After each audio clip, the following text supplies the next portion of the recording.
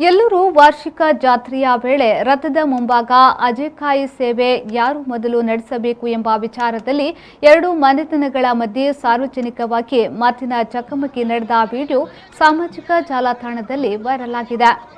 ಎಲ್ಲೂರು ಶ್ರೀ ಉಲ್ಲಾಯನ ವಾರ್ಷಿಕ ಜಾತ್ರೆಯನ್ನ ಕಣ್ತುಂಬಿಕೊಳ್ಳಲು ಭಕ್ತ ಸಮೂಹ ಕಾತರದಿಂದ ಕಾಯುತ್ತಿದ್ದರೆ ಅದೇ ಎರಡು ಮನೆತನದ ಮಂದಿ ಸೇವೆಯಲ್ಲೂ ಪ್ರತಿಷ್ಠೆಗಾಗಿ ವಾಗ್ವಾದ ನಡೆಸಿದ ವಿಡಿಯೋ ವೈರಲ್ ಆಗಿದೆ.